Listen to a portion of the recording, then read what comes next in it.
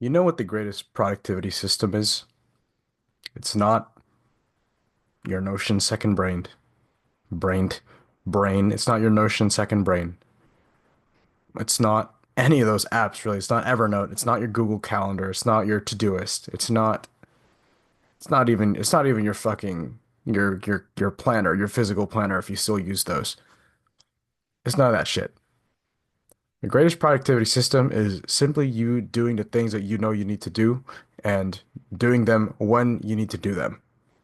Not putting them off, not procrastinating, not doing any of that wishy-washy bullshit, none of that productive procrastination, none of that avoidance, none of that over planning, just simply doing the things that you know you need to do and doing them day in and day out.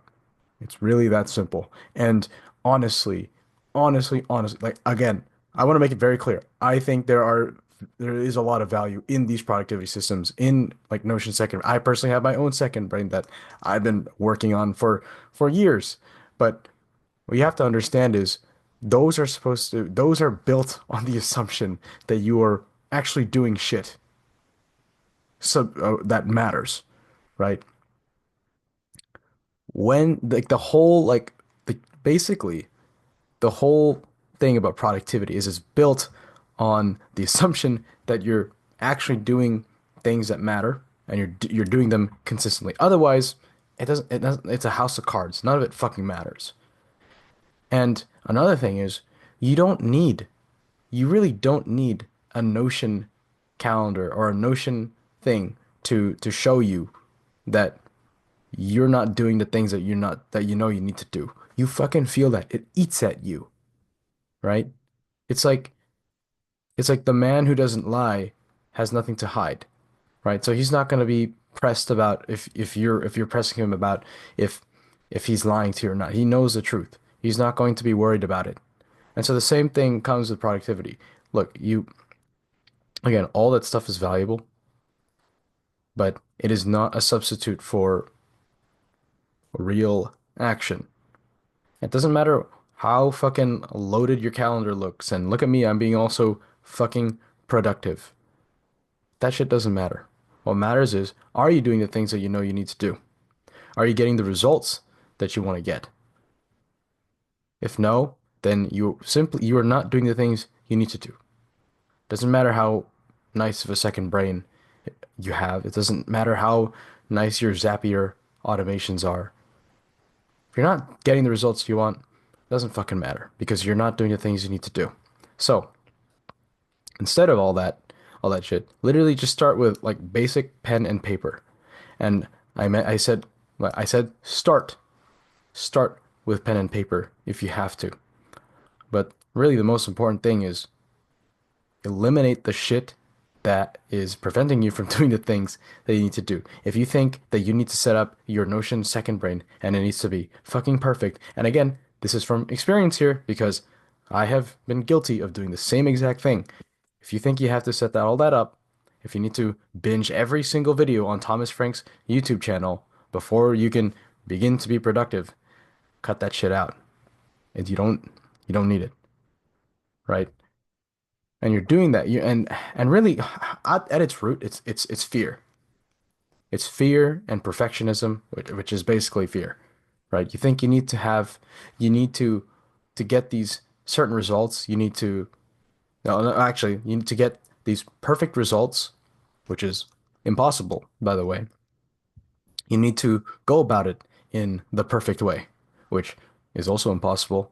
And you need to find the perfect methods to get to your perfect results. And oftentimes that leads to no results, which is the worst results you could possibly get, right?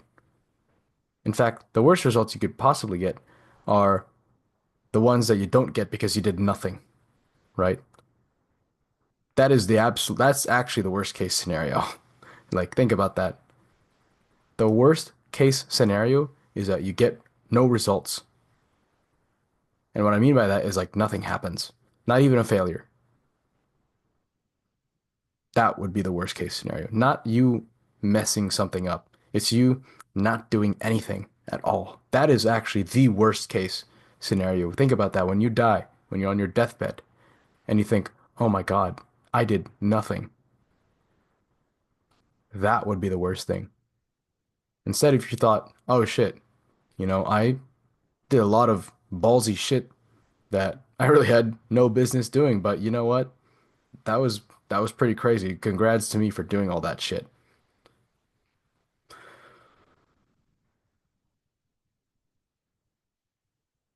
All that to say is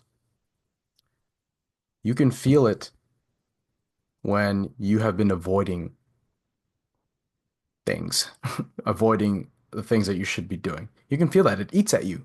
It's like this little nagging voice that tells you, "Hey, dude, you you haven't done the dishes. You haven't cleaned your room." Like I'm not even joking to you. Like I had these three sweatshirts that I had lying on the foot of my bed right there. And I just couldn't be bothered to fold them up, even though I folded up the rest of my clothes. And it was eating at me all fucking week. And I was just trying to put it off. I'm like, I'll just do it tomorrow. I'll just do it tomorrow. I'll just do it tomorrow. And then today I had enough. I went through my entire closet and I fucking sorted it. I said, shirts, go here. Sweatshirts, go here. And then I even organized all my pants and shit. And oh my God, I feel so much fucking better. I feel so much better, right? So you know when you're avoiding shit that you need to do, right? You know, and you don't actually need a productivity system to tell you that. You know. And again, I'm not saying don't use those things, but they are supplementary. They're supplementary.